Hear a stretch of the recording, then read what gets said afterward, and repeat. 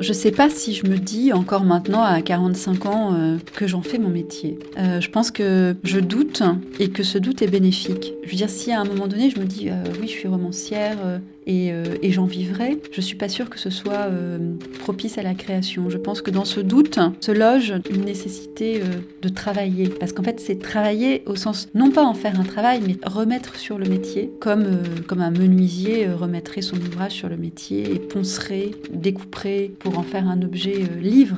Machinalement, mon crayon je mâchonne, quelques mots à la gomme, je griffonne, aussi vierge que moi est ma feuille de papier, plus blanche que le blanc en machine lavée. Vous écoutez Assez parler, le podcast de l'école Les Mots qui laisse les écrivains parler et qui donne envie d'écrire. Les Mots, c'est une école d'écriture qui a été fondée en 2017 par Élise Nebout et Alexandre Lacroix sur une idée simple mais innovante, écrire s'apprend. Des écrivains majeurs de la scène littéraire actuelle y accompagnent tous ceux qui veulent un cadre pour travailler leurs plumes et aboutir leurs manuscrits. Aujourd'hui, je rencontre Olivia El-Kaïm, dont les membres de l'école n'ont cessé de me parler.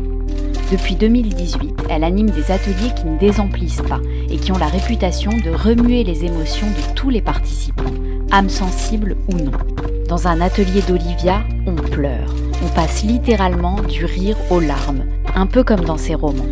Journaliste le jour, lectrice insomniaque la nuit et romancière quand ça lui prend, c'est-à-dire très souvent, Olivia El-Kaïm vient de publier son 6e roman, le plus personnel de tous, Le tailleur de Relisane, paru chez Stock en août 2020. Elle y raconte l'histoire de son grand-père Marcel et l'exploration d'une terre disparue, l'Algérie de ses ancêtres. Quelques mots pour me présenter, je m'appelle Lorraine Malka, je suis journaliste, autrice indépendante et passionnée par les questions que l'on ne pose pas assez aux écrivains, à savoir tout simplement comment écrivent-ils, depuis quand, pour retrouver quelle langue, quel silence, quelle mémoire, à quelle distance de la réalité et de leur propre histoire. Quand j'arrive chez Olivia, au milieu d'une rue très ancienne et pittoresque de Paris, je suis saisie par les lieux. Quelque chose ici me donne l'impression d'entrer dans un roman d'Olivia. Voilà, je sais, c'est la présence tout autour de nous de l'histoire, la grande histoire qui réchauffe chaque pièce de cet appartement.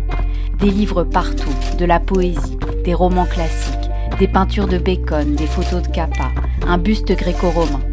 Et au milieu de tout cela, Olivia, en chaussons, me propose une tisane en me montrant les carnets, photos de famille, papiers anciens qu'elle a disposés sur la table avant mon arrivée pour préparer notre entretien. Olivia El-Kaïm ne fait pas d'autofiction, mais dans chacun de ses livres, comme dans cet appartement, elle nous fait traverser les grandes heures de l'histoire tout en donnant l'impression de parler d'elle, et donc un peu de nous aussi. Comme si les personnalités historiques étaient assises avec nous, en train de prendre le thé autour de cette table, qui elle aussi a une histoire. C'est une table que j'ai toujours connue. En fait, c'était la table à manger chez mes parents que j'ai récupérée, donc sur laquelle je fais manger mes enfants, et sur laquelle je travaille quand ils ne sont pas là. Une grande table en bois qui ressemble un peu à une table autour desquelles peuvent manger les moines. Je travaille beaucoup à cet endroit-là, j'écris mes articles, j'ai pu écrire des morceaux du tailleur de Relisane. Pour autant, j'ai un peu perdu cette nécessité-là d'être fixée à un endroit pour écrire, particulièrement avec Le tailleur de Relisane, qui est un roman, entre autres, sur l'exil. Je me suis mise à écrire partout, tout le temps, comme si j'avais besoin de me mettre dans la position de l'exilé pour écrire. Raison de plus pour nous lever et aller nous promener dans le passé. Écoutons comment Olivia El-Kaïm s'est ouverte à la lecture et à l'écriture en découvrant d'abord les sens originels de ces deux mots. Le premier souvenir qui me vient est un souvenir d'apprendre à lire et à ce que les lettres forment un mot et que soudain, en fait, le monde m'apparaisse. Et je me souviens avoir découvert avec joie ce que les mots voulaient dire sur les pancartes, les grandes publicités. Enfin, j'avais 6-7 ans et j'avais l'impression que le monde s'ouvrait à moi. Ce qui est la définition même de la lecture. La lecture ouvre des mondes. Ensuite, très rapidement, vers 8 ans, je décide d'être écrivain. Mais je n'ose pas en parler à mes parents parce que dès 8 ans, j'ai bien l'idée qu'être écrivain, c'est un truc de saltimbanque et que dans ma famille, qui est une famille de pieds noirs exilés, il va falloir que j'ai un travail stable qui rassure tout le monde.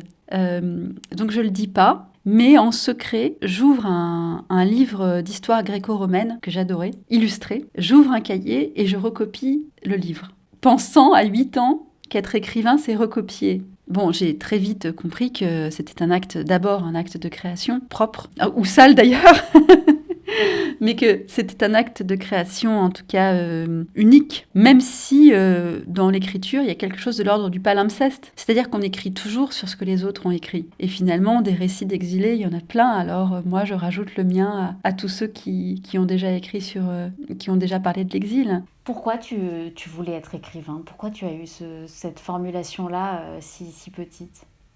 C'est très difficile de répondre à cette question. J'ai trouvé un embryon de réponse dans un texte de mon amie Sarah Chiche. Elle écrit pour s'affranchir de la langue maternelle. Et je pense qu'il y a quelque chose d'assez similaire. Ma mère a tendance, dans une même phrase, à dire tout et son contraire. Et je pense que c'était quelque chose qui me plongeait dans la confusion quand j'étais petite, et voire dans une forme d'effroi. Et je crois que j'ai eu besoin de créer ma propre langue pour échapper à la langue de ma mère, qui est le français, mais qui était une langue de confusion, et qui reste pour moi une langue de confusion. Parfois, quand elle me parle, je la comprends pas. Est-ce que tu connaissais des écrivains ? Ah, pas du tout. Mon père était commercial, ma mère était femme au foyer, et on vivait en banlieue parisienne, à Torcy, en Seine-et-Marne. Ce qui a beaucoup compté pour moi, ce sont mes professeurs de français. D'abord, Madame Magnier, au collège de l'Arche-Guédon à Torcy, qui m'a fait découvrir le texte Noces de Camus, que nous avons sous les yeux, et qui ne me quitte pas. Donc Madame Magnier, Madame Delaporte, ensuite en 4e et en 3e,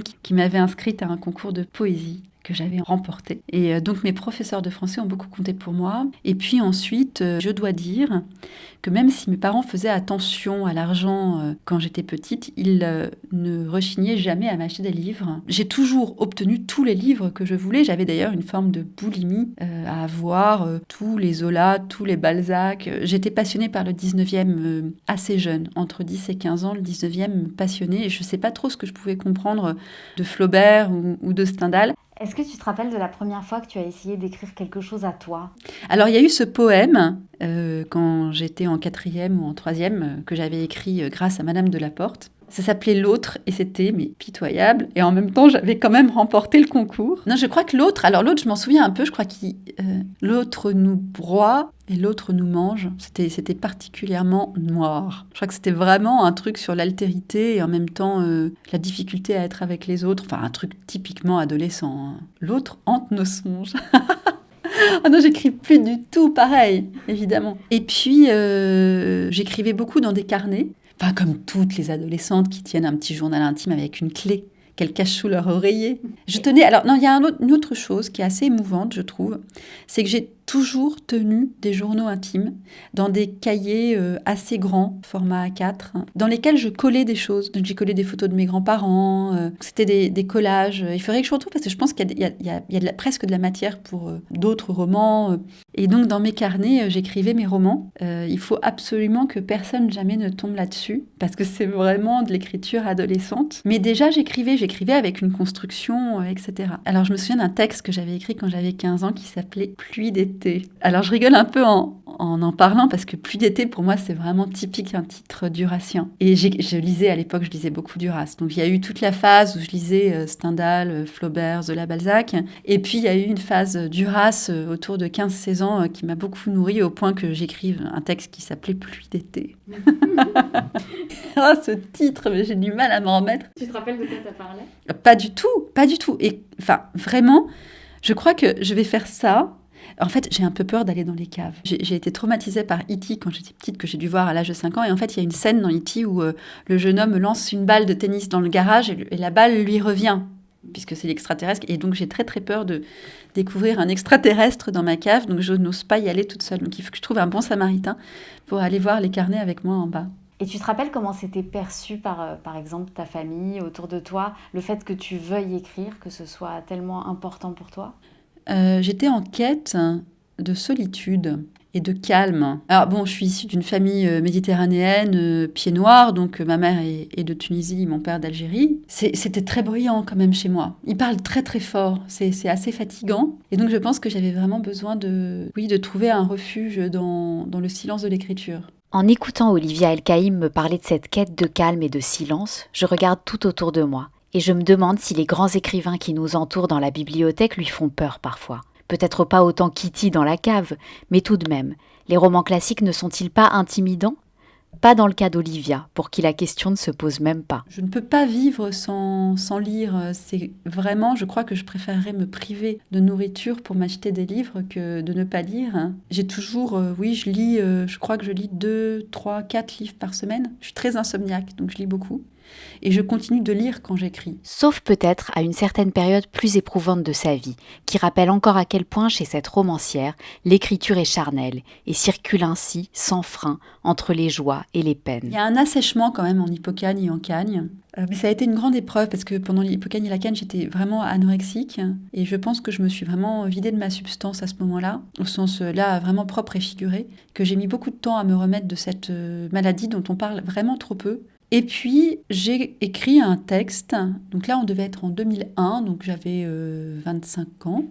J'ai écrit un texte que j'intitule « Juliette et les Minotaures », qui est le premier roman que j'écris. C'est-à-dire qu'à un moment donné, il y a une transformation. Donc il y a la phase A, j'écris, très bien, comme beaucoup de gens écrivent. Et il y a la phase B, où je me dis « j'écris et je vais essayer de publier ». Comment, à un moment donné, j'ai suffisamment confiance pour me dire je vais envoyer le manuscrit à des éditeurs ? Je sais pas bien. En tout cas, je me souviens que j'ai 25 ans et que j'écris ce texte qui a un pitch étonnant. Ah non, j'ai oublié un truc. Montmartre blanche. J'ai oublié un texte. Non, il y a un texte que j'ai écrit quand j'avais 18-20 ans. Donc j'étais pas si asséchée que ça. Qui s'appelait Montmartre blanche et qui s'inspirait de mes trajets entre le foyer des lycéennes dans le 16e et le lycée Claude Monet où j'étais en classe prépa. Ça m'est revenu, tu vois. Mais ensuite, après Montmartre blanche, donc alors Pluie d'été, Montmartre blanche, tout ça est vraiment kitsch.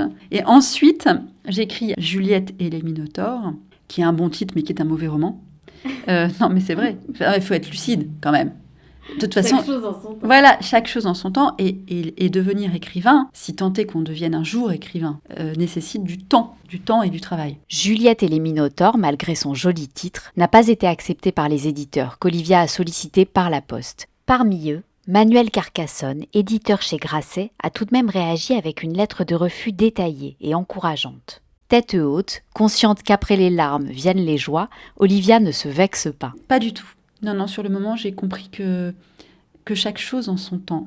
Et que sans doute que si j'étais refusée, si ce manuscrit-là a été refusé, c'est qu'il n'était pas assez bon pour être publié et qu'il fallait que je fasse confiance. Je pense que les mauvais textes ne doivent pas être publiés parce que, au premier chef, ils desservent leur auteur et font perdre du temps à des gens qui les achètent. Pourtant, même une fois publiés, les textes estimés mauvais par leurs auteurs ont parfois quelques vertus. L'expérience d'Olivia en est la preuve. Alors après, il arrive quelque chose d'intéressant, dont je parle peu parce que j'en ai un petit peu honte. Je voulais vraiment être publiée, ce qui n'est pas forcément la bonne démarche. Alors, il faut vouloir pour pouvoir. Il faut vraiment vouloir infiniment.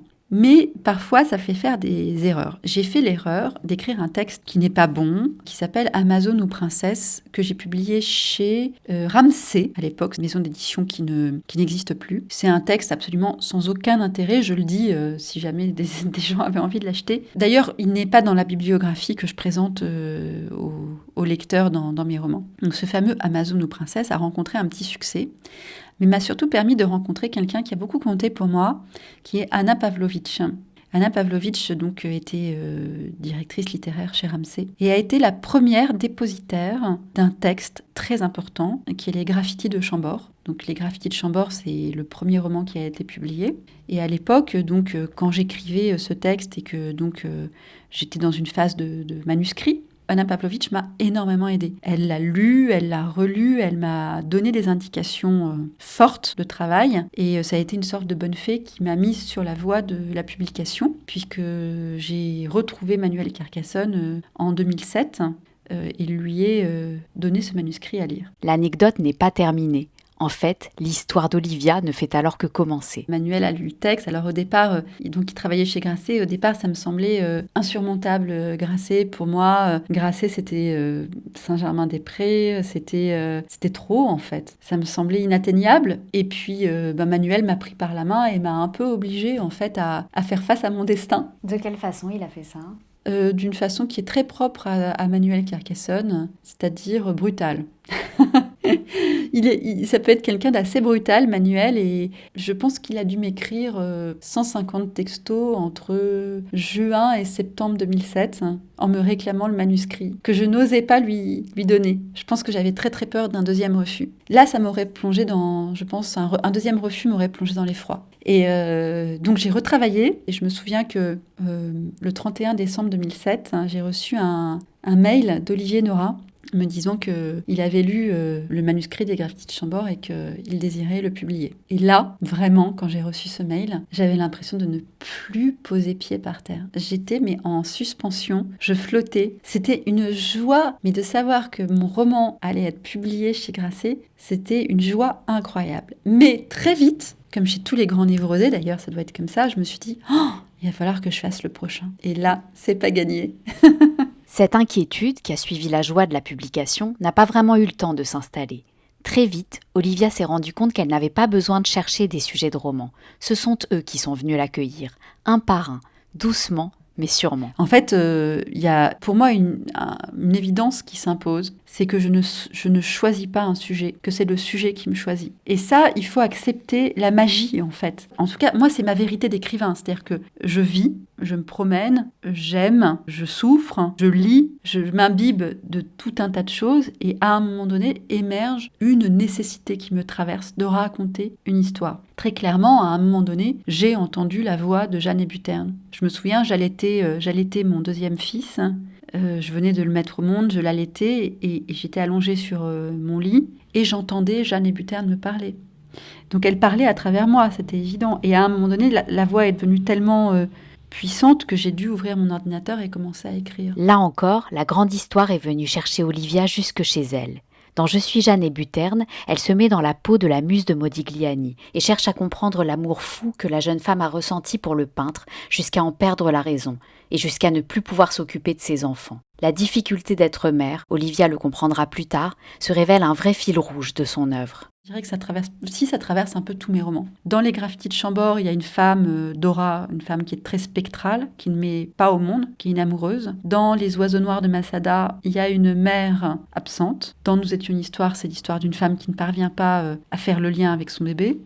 Dans Jeanne Hébuterne, c'est l'histoire d'une femme qui n'arrive pas à devenir mère. Et évidemment, dans Le Tailleur de Rélisagne, il y a la figure de Viviane, qui est une mère dure, noire, qui n'a pas envie de s'occuper de ses enfants. Assise sur le lit, Viviane se balance d'avant en arrière, les yeux dans le vide. En l'absence de Marcel, les enfants lui sont insupportables. Leurs gestes désordonnés, leur façon chaotique de se déplacer dans le petit appartement et d'y mettre le bazar, de tout salir, y compris les beaux vêtements qu'elle leur confectionne, leurs mains poisseuses sur le tissu des rideaux achetés chez Bougeot à prix d'or. Ils sont infernaux. Marcel est permissif avec eux, toujours à pardonner leurs caprices, à les emmener faire du vélo, l'un sur le porte-bagages, l'autre assis sur le guidon, et des tours de manège en face du prise unique, en veux-tu, en voilà. Il ne leur refuse rien. Elle ne peut pas s'empêcher de dégainer le martinet, de les fesser au moindre regard de travers. Il faut bien les dresser un peu. Qu'ils disparaissent eux aussi, va-t'en de là. Pierre voudrait tant que sa mère ressemble à sa grand-mère, Mémé là. Pas à cette femme qu'il le chasse quand il veut l'embrasser. Non, pas cette dame, se répète-t-il. Et à son frère Jean, de 15 mois son cadet, il chuchote. Viviane, elle me fait peur, je l'aime pas. Il la désigne par son prénom. Celle qu'il voudrait appeler maman, c'est sa Mémé ridée comme une mangue sèche. Sa Mémé qui a mis au monde 10 enfants et qui ne se plaint jamais.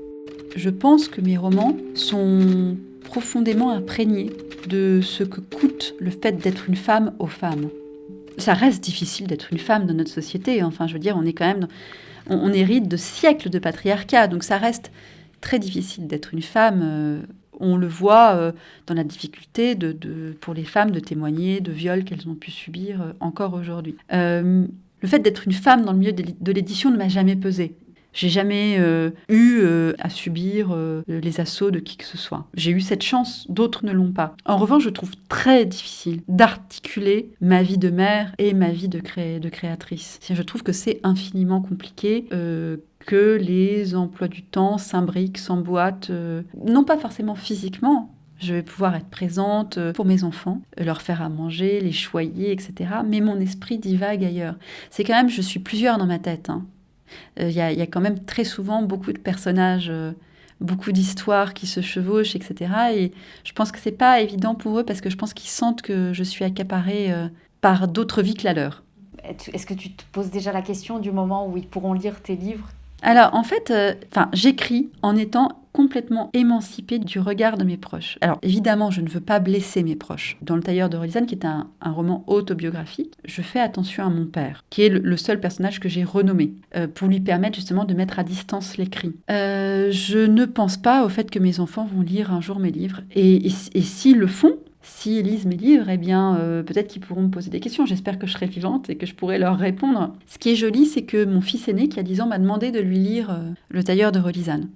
Et que d'une certaine manière, j'ai écrit Le Tailleur de Relizane pour eux, pour leur transmettre quelque chose du passé de leurs ancêtres. Le Tailleur de Relizane, seul roman autobiographique d'Olivia El-Kaïm, est parti d'une question de son fils, qu'Olivia elle-même n'a jamais osé poser à son propre grand-père. Alors, on est en février 2018 et je viens de divorcer. C'est une période d'intense difficulté. Et il se trouve qu'il y a une dispute assez forte entre mon fils aîné et mon père. Et à cette occasion-là, je réalise que je n'ai jamais dit à mes enfants que leur grand-père avait grandi dans la guerre. Donc mon père est né en 1952 en Algérie, et les 10 premières années de sa vie, il les vit dans ce moment de guerre d'indépendance. Donc il assiste à des attentats, il est encore aujourd'hui marqué par le bruit des bombes, il a peur, il me disait qu'il avait peur de l'orage par exemple, parce qu'en fait il a été, je pense, traumatisé de guerre tout simplement, par le bruit des bombes dans la ville de Relizane où il a grandi. Et quand mon père et mon fils se disputent, mon fils est très énervé et je lui dis, écoute, il faut être gentil. J'ai cette phrase étonnante, je lui dis, écoute, il faut être gentil avec papy parce qu'il a vécu la guerre. Alors là, mon fils aîné a ouvert des grands yeux. Évidemment, j'avais dit le mot-clé et il m'a dit, mais je veux que papy me raconte. Et donc, je me suis retrouvée comme ça à prendre des notes. Alors, j'ai un carnet dans lequel je commence à prendre des notes. Donc, il est noté Algérie 1. Et je questionne mon père, tu vois, c'est assez étonnant, 18 mars 2018, Paul Ruben, donc c'est une conversation, Ruben lui dit qu'on va faire un livre ensemble sur la guerre d'Algérie, son enfance dans la guerre. Et mon père lui montre une blessure qu'il n'a montrée à personne, à la jambe gauche, un creux de la taille d'une pièce, un éclat de balle quand il va déjeuner chez sa grand-mère. Alors il se trouve que j'ai retravaillé ce truc-là et il part à l'école quand il reçoit cet éclat de balle. Et donc c'est une scène qui figure dans mon roman. Le 22 août 2018, je note des questions que je veux poser à Benjamin Stora, l'historien. Donc je veux le questionner sur l'expression « une main devant, une main derrière ». Je veux le questionner sur l'irrationnel de ma quête. Bon, il y a plein de choses. Il y a mes notes aussi d'une conversation avec le pédopsychiatre Aldo Naouri, qui a connu Relizane. Je ne sais pas du tout ce que je vais en faire quand j'écris ces notes. Il existe un lieu à Paris où les carnets remplis de mots deviennent de grandes histoires. Ce lieu s'appelle Les Mots, et c'est une école dans laquelle même les écrivains confirmés continuent de venir apprendre des choses et de libérer leur écriture lorsque celle-ci est un peu bloquée. La preuve. Il y a eu un élément déclencheur très fort, c'est que j'ai, début mai 2019, participé à un atelier d'écriture à l'école des mots.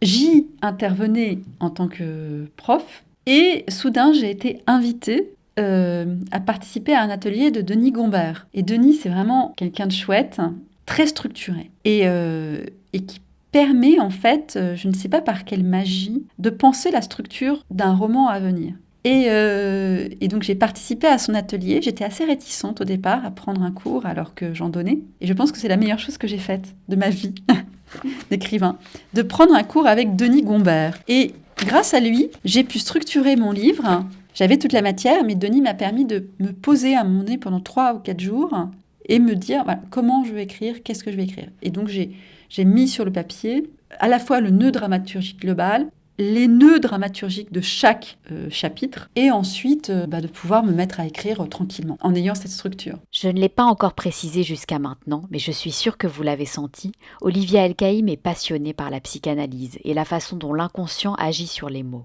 Est-ce que, en assistant à un atelier d'écriture mené par Olivia, on a l'impression de s'allonger sur le divan ?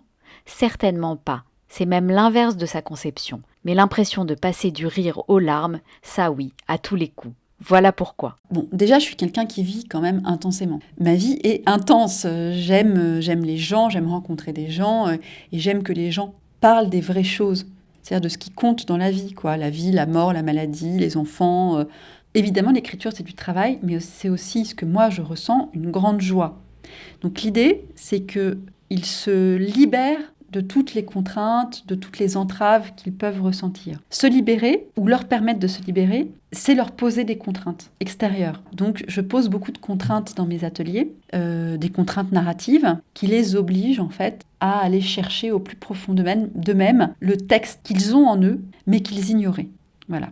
Donc l'idée, c'est de leur permettre d'accéder à leur propre musique. Et en fait, tout ça ne se fait pas sans casse émotionnelle. Donc oui, dans mes ateliers, on rigole, on pleure, on peut se mettre en colère. Il y a des expressions d'émotions très fortes. J'adore ça. C'est vraiment... j'apprends énormément de mes élèves. J'adore les écouter. J'adore voir à quel point leurs inconscients se répondent quand ils écrivent leurs textes. Même quand on est en visioconférence, curieusement. Mais c'est encore plus frappant quand on est en présentiel. Et donc moi, en fait, je les écoute. Ils arrivent tous chargés, en fait. En général, mes élèves, ils arrivent chargés de leur quotidien, de leur passé, de leur désir d'écrire. Le désir d'écrire, parfois, est entravant en tant que tel. Et puis, j'essaie de les décharger de tout ça et de les guider sur un chemin qu'ils n'imaginaient pas.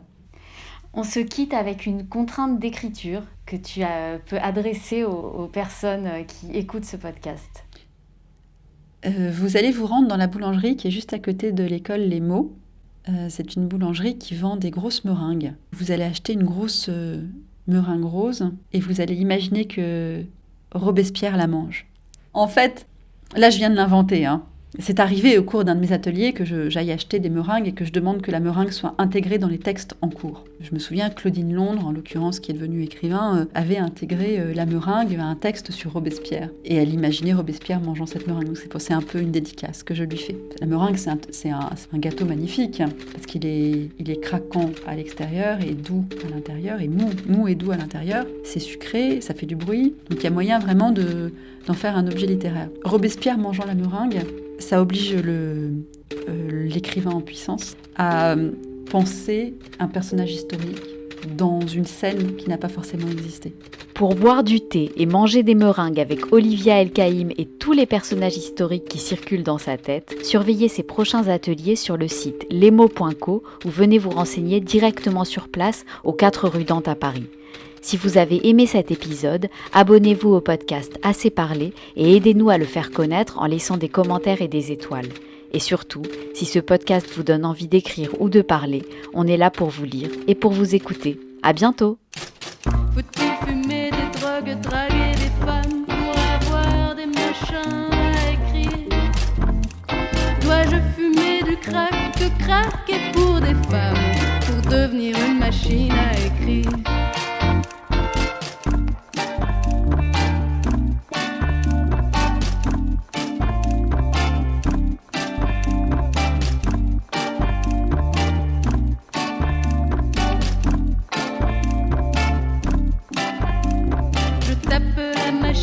En plein dans la caboche, oh je la moche bien, mon pauvre Macintosh, pour lâcher la pression qui m'opprime, et lui apprendre en prime qu'avant de faire l'impression, de lancer l'impression, il faut mâcher mes mots pour qu'ils riment. Est-ce parce que rien ne me touche, que rien de bon ne sort de ses touches?